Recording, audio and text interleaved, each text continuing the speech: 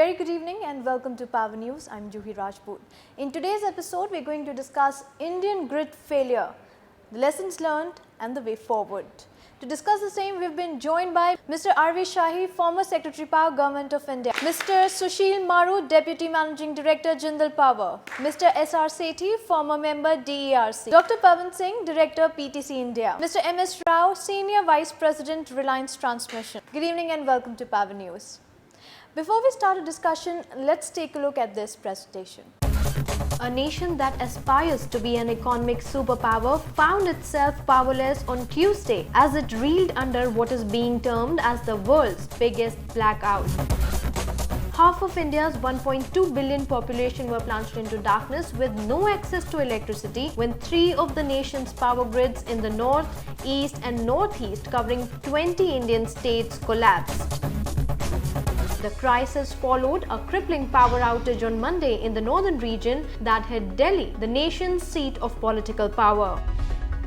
The two-day blackout impacted essential services as it stopped trains, metro services and traffic lights, among much else, leaving thousands of commuters stranded and businesses in disarray. Delhi Metro stopped, trains stuck inside tunnels and about 300 trains came to a standstill, causing major inconvenience to almost 10 lakh people. India's Federal Power Minister Sushil Shinde blamed the blackout on certain states that supposedly had overdrawn power beyond their quotas, and that caused the tripping of three grids in a cascade effect. दूसरे वक्त तो हमने काफी जुर्माना लगाया था और UP और दूसरे राज्यों को भी मैं नए नाम लेना चाहूँगा अभी कि उनको भी हमने बिजली देना भी बंद किया था. इतना रिजिड हमने उस पर कार्रवाई की थी. Mr. Shinde also stressed that people should appreciate as power was restored within hours quicker than US, where it took almost 4 days. 2008 में यूएसए में पावर फेलियर हो गया था और वो 4 दिन लगे थे रिस्टोर करने के. At the time when country was reeling under power blackout, Union Power Minister promoted to Home Ministry and Mr. Veerappa Moily was given the additional charge of Power Ministry. After assuming the charge, Mr. Moily assured the country that power transmission grid failure won't recur. I can tell you that now there is absolute normal. 100% restoration has taken place, and I can reassure the entire nation that what has happened all these 2-3 days will not recur back again in the country. The worst power outage in India's history represents a wake-up call over the failure of the creaking electricity system to keep pace with the growth of Asia's third largest economy. Also, this incident has raised a question mark on our power system, networks and transmission system. We'll now see what Mr. Nayak said about the incident occurred. Answering the question of what led to the grid collapse, Mr. R. Nayak, CMD Power Grid, said that a disturbance occurred in the northern, eastern and northeastern electricity grids at 1 p.m. on Tuesday, leading to a blackout in these regions. When he was asked that whether the grid failures on Tuesday similar to the one on Monday, he said that the grid collapse on Tuesday was not similar to that of Monday. While answering the question for which states are overdrawing, he denied to name any and said, "We have not examined which states are overdrawing." When he was asked that can he assure that another grid collapse is not in the offing, he said, "We want to assure you that the grid failure will not happen again. We have been operating the grid for several years and this is not something new to us. The country is in safe hands. We have a team of experts who will restore the supply in quickest time possible." Well, we just saw the presentation. I'd like to start this discussion with Mr. Shahi. The grid collapse affects the communication, essential services, industry, economy and the life of the people in a large way. Don't you feel power failure of such a magnitude, and that too in consecutive days, is alarming and needs to be investigated properly? Yeah, I do feel that if there is capacity available in the system, if we can generate more, the issue is why there is demand and supply gap. That is one issue that we need to discuss. If we have generation, are there transmission constraints that we need to discuss? If there is no transmission constraint at that point of time, Are there people who are entitled to drawing less but are drawing more and therefore frequency is dipping? We need to discuss. If capacity is less, why should we not have more capacity? We need to discuss. And if capacity is there, why the generation capacity is stranded? That is also an issue we need to discuss. So it's a multiple level of issues that are involved. I recall in 2002 we had a grid collapse in northern region. We had a grid collapse in western region. Overdrawal of power has always been an issue in Indian power system. And there are regulatory compulsions that people need not overdraw. If they overdraw, there are penal provisions in the sense that they have to pay higher amount, higher rates for overdrawal. So overdrawal would be there. So if somebody is saying overdrawal is there and therefore this problem, we have, though I will say that overdrawal should not be there, that is a discipline. But if it is there and therefore there will be grid collapse, that is also not a correct position. There are remedies, there are actions which need to be put in place. This type of grid collapse has happened after many, many years. So I think government would have definitely set up the committee or the task force to investigate. So things will come out what was the reason. Whether the reason was overdrawal, whether the reason was some problem in transmission, whether the reason was something else. But this I agree with you that this type of grid collapse affecting so many states and disrupting the life working everywhere is something which is not desirable. And I will also say it is controllable. But then, having said that, it will never happen, we cannot say that. Mr. Sethi, let's take your views on this. Power Ministry has alleged mainly 3 states for overdrawing power, that is Punjab, UP and Haryana, but all 3 of them have denied the allegation. Also, the grid frequency on Monday and Tuesday does not support overdraw theory, as frequency was in the range of 49.92 to 50.27, which shows that the generation and the demand were in balance.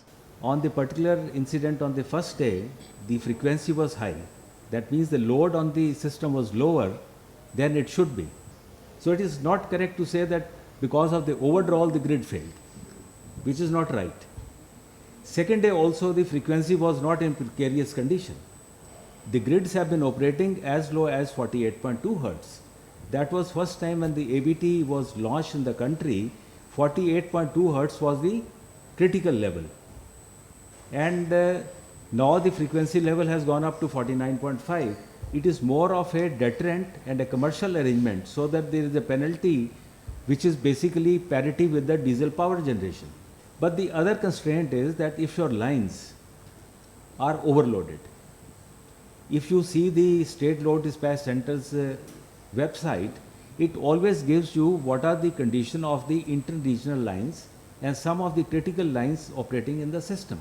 Is it normal, is it crucial, or it is critical? We also need to know that how many lines were out at that particular time. Whether they were, for example, we understand that between Gwalior and Agra and at the back Bina Gwalior Agra link, which is supposed to be operated 765 kV, one line was working, but at the back out of 400 kV circuits, probably 2 were out. So the system probably didn't have enough capacity to bear the shock of 1200 megawatt.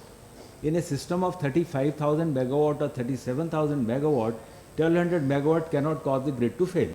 Well, interestingly, there was a warning of an impending disaster the previous day itself when a similar power overflow occurred on the same line at 3:10 p.m. on July 29th. And there was a near miss situation. It is clear that Load Dispatch Center did not heed this warning, tried to trace the cause and prepared themselves for such an eventuality. See, let's also try to understand what exactly causes the grid disturbance. See, it is something like grid is operation means it's a continuous balance of lot of things. It's a very dynamic system. In that can be triggered by many reasons. One of them could be mismatch of the generation and load. The second could be depletion of any of the transmission corridors. And third could be some technical fault happening and sustaining beyond the permissible time. Like if you typically see, even if a fault happens on any of the transmission network and it holds for something like more than 1000 milliseconds, that can also pull down the grid. So this grid disturbance could have had triggered, can be triggered by any one of these reasons. Now, typically with the whatever available preliminary reports, whatever details we are getting, it appears that there was a depleted transmission corridor, and whatever drawl is happening beyond the schedule might have caused the overloading of those particular corridor, and that corridor must have snapped out in the beginning. That snapping, as I said, it is a continuous balancing of the entire system would have resulted into triggering of the power swing into the rest of the part of the grid, and it should have been sustained there. That sustain could not have happened and resulted in the entire end-to-end tripping of all the three grids. Well, it's difficult to believe that there are no technical safeguards available to prevent these grid failures. Do you feel that there is an immediate need to review the functioning of the national grid? See, now what is exactly happening is from the first triggering till the end of the total collapse of the grid, there is some golden time with us, which normally spans something like some few seconds. Now, to take care of it, there are systems which have been designed, also should have isolated, should have appropriately islanded the things. Islanding doesn't mean that a smaller pocket, it could have been even islanding of the individual grid also. Those things should have come in picture at appropriate time. In fact, we have to do a bit of learning and more detailed study on that, what exactly went wrong and how we can further improvise. Well, about 35,000 megawatt of capacity had to be shut as the northern grid collapsed under the weight of excessive load on Monday. Even before the exact cause of the incident could be understood, the additional grids, eastern and northeastern, tripped along with the northern grid on Tuesday. The generation loss on the second day was 55,000 megawatt. Taken together, the generation loss of 90,000 megawatt on the 2 days was close to half of India's installed power capacity of 2 lakh megawatt. What do you have to say? Yeah, in fact, when the grid failure took place, all of a sudden there was a effect on all the power generations. One after another, all the producing units start going down and they start shutting down. So, like we also have a unit in Eastern Grid. All of a sudden it got tripped. So, all over Northern Grid, Western Grid, Northeastern Grid, all the units virtually started shutting down one after another. And it takes really a long time for these units to come back because they are all our coal-based units, and it takes a long time to really bring them back. And during this time, it has major implications on many things. It affects the performance of the plant also, all of a sudden shutting down. It also has implication on the cost, and it has implication on safety features of the plant also. So yes, it's a major cause of worry for the plant to shut down all of a sudden, and as you mentioned that 50% of the total capacity shutting down is a pretty big thing, not only on the generating side also, but also on the side where the power was to go, and those units or those companies which were using this power for various production of various products.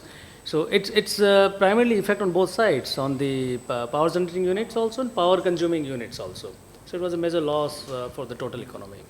Well, it was believed that high UI rates during low frequency condition would induce all the states to reduce their drawl from the grid, but the mechanism does not seem to be effective in tackling the problem. Time and again, various states have been warned by the regional load dispatch center, but the practice is still continuing. We have a ABT mechanism in place which controls the grid system through reward and punishment. It's a financial reward and punishment model which works. Despite that model being there for several years, and it's been made more stringent because earlier it was at a lower frequency, now it is at much higher frequency. Despite that, it happens. Why they do it, there is strong reason for that. If you go deep into the problem, we find that many of these states are cash starved. And if you look at, if you do an exercise, there is a direct correlation with their financial status and their overdrawal. And they find it convenient to draw from the grid, not because it's cheaper to draw from the grid, but it's convenient in the sense that you pay much later. And if you look at the arrears of these two, some of the states which have overdrawn, they are the ones who have huge mounting arrears. So, in fact, we go deeper into the problem and we try to see that how, we bring about reform at the downstream side, that is at the distribution side, so that things start looking better. And if the financial strength of these distribution companies are better, it will get reflected in the grid operation also. Mr. Shahi, what could be the legislative changes to punish those states which are drawing excess power from grid? There are instances when many utilities in North India draw more power than their allocated quota. Do you feel CERC should review the penalty of rupees 1 lakh announced against overdrawing states? We have accumulated a number of problems now. One is that often in the regulatory commission meetings or elsewhere, we find that nobody is complying with instruction of anybody. We have a National Load Dispatch Center. There should be a respect to the National Load Dispatch Center's request or advice or direction by the state load dispatch centers. They don't listen to. State load dispatch centers have their own stories to say because they are dictated by their state governments. So that is another bigger issue. So I think electricity supply system requires certain amount of discipline. Second thing, I would agree with Pawan that notwithstanding whether overdrawal was the reason in this or not, maybe after investigation we can find out there was some transmission problem. I don't know whether this way or that way, but it could be. Overdrawal, why should it be allowed to happen just because people do not want to pay in time? I mean, this type of thing has to go. So state government, state distribution companies, state regulators, I think there is failure of this type on almost everyone. Now the second issue is that today you may not have it, but that time the frequency was 50, as was mentioned by Mr. Sethi. But you could really have a situation when frequency is low and you could get into this type of problem. Now in a country where 25,000 megawatt of thermal, 10,000 megawatt of gas-based power station is stranded, we are talking that frequency is going down because supply is less than the demand. Why we are not doing it? Because we don't have fuel. Now, what is happening is that every section in the government and in the policy making or stakeholders, they are trying to put on somebody else. Maybe your domestic coal production has gone down. We need to import. If we need to import, regulators need to capture that cost. Nobody will import and give you power at a loss to him. We have companies like Tata, 4,000 megawatt, that is going to be the one of the largest in the country, and they are at the threat of not operating this super ultra mega project just because our regulatory system, our governmental system, whether at state level or central level, is unable to take a decision that rather than not having power or rather than confronting the whole country to have power at a cost of 15 rupees of diesel, we will have a little more than that it has been agreed to in the power purchase agreement. There is nothing so sacrosanct about it. If the fuel cost internationally has increased, it has to be a pass-through. But in any case, people are made to pay 15, 16, 18 rupees a unit. Why can't we take a decision? So it's a failures at multiple level in appreciating the issues. Mr. Maroo, India wants to achieve a status of a developed country by 2020. But if we take a look at our power sector, we only have 65% assured coal supply. And as far as gas-based plants are concerned, only 40% capacity utilization is there. Hydro front, nothing much we have been able to achieve. Don't you feel the policy makers should do some rethinking so that the growth which we are aspiring for should not be affected?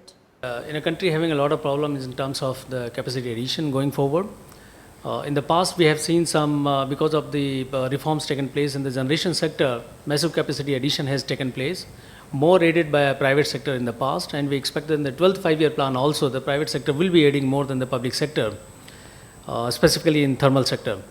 But as you mentioned that yes, there are very serious problems about the availability of fuel, whether it's in gas sector or whether it's thermal power generation. We don't have a coal available in the country, and import of coal is very expensive, and more than expensive, there are two other kind of problems. One is the pass-through of these additional generation costs that comes up by import of coal, and second, we do not have an infrastructure available to handle this kind of additional coal which is required to be imported in the country to meet the demand of the power. In fact, what is needed now, a perfect coordinated approach for the development of infrastructure along with the power generation, port facilities and inland transportation of coal. So all these are required to be integrated. Along with this, one more sector which is required to be really brought into reform is the transmission sector, because if we generate more power and the transmission lines are not available in the country, nothing much can be done. In fact, if we have spare capacity, spare transmission capacity in the country, probably a lot of problems can be sorted out. In the transmission sector, the proper reforms really in the last 10 years have not taken place. There was a provision that all the new transmission lines will be privatized or it will be given on a bidding basis.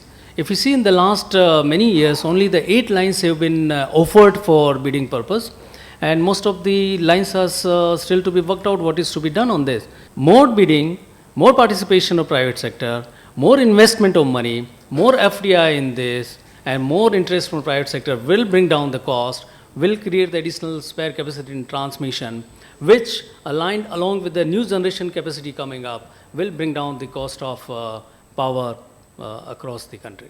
Mr. Sethi, let's take your views on this. I totally agree that as a thumb rule, the investment in the sector is 4-2-2-1, that is 4 in generation, 2 in transmission, 2 in sub-transmission distribution, and 1 in rural electrification.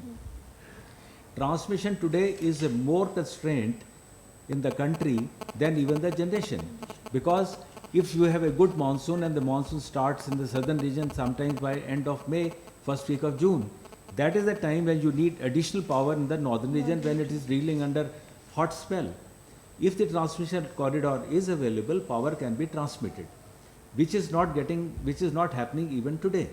Even with the links which are available between north, west, northeast and east-west, there are constraints on the corridor.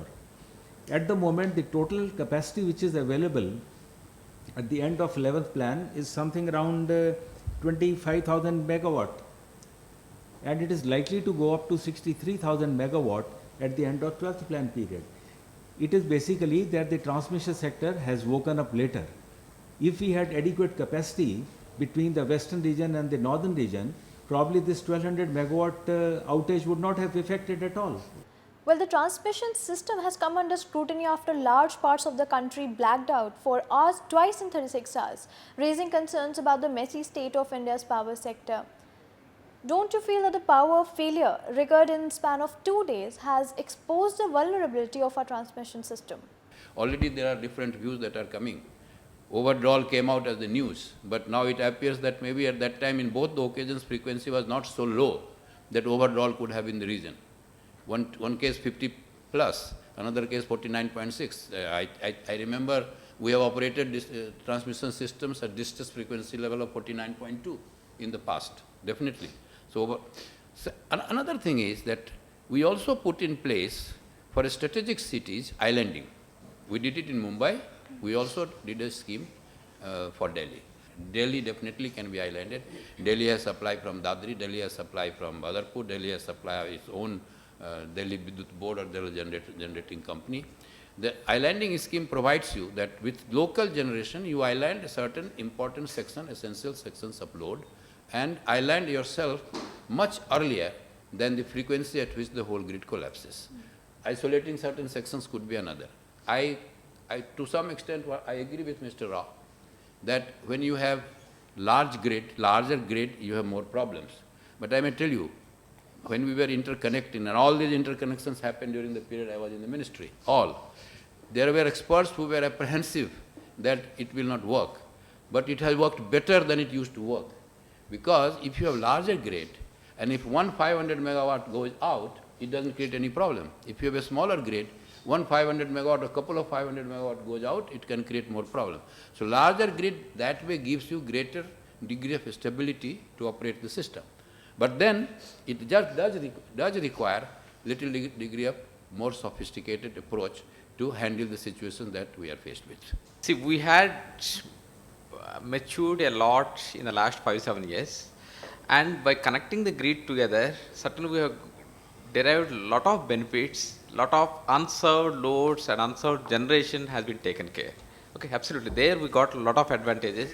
Now, what simultaneously what was missing is the amount of sophistication that should have come in the people, the amount of discipline and coordination. Because see, grid is not, the operator is POSACO and Power Grid, right?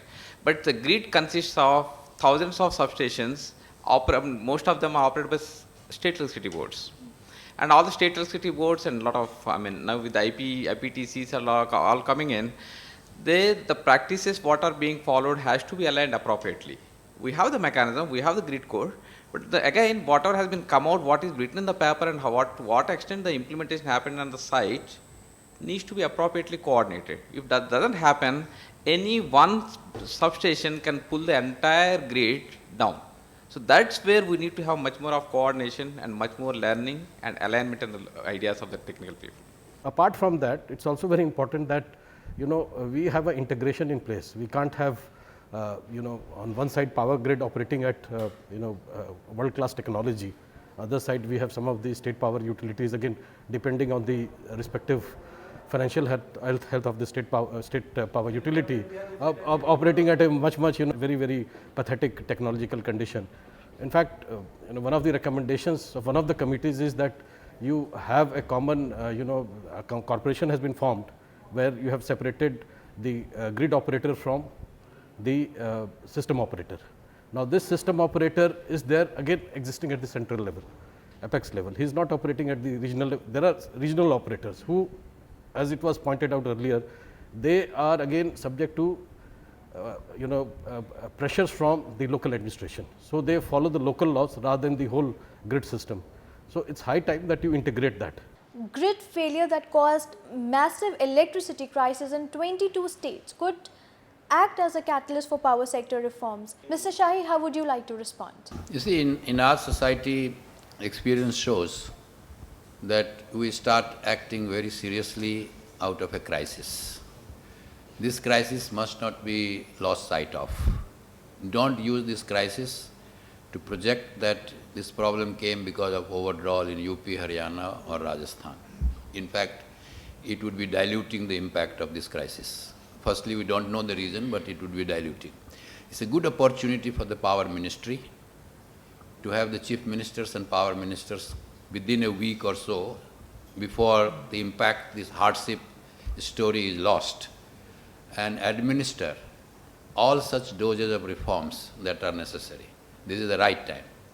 Because if the impact of this crisis is forgotten, the newspaper reports are forgotten, then later on this story will not carry. This crisis, if it is used profitably to convey these important messages and deliver the right medicines, which may be bitter medicines, there cannot be a more opportune time than this to administer that medicine. Well, with this last concluding comment from Mr. Shahi, we come to an end of this discussion. I'd like to thank all the panelists for joining us here in Power News. Thank you.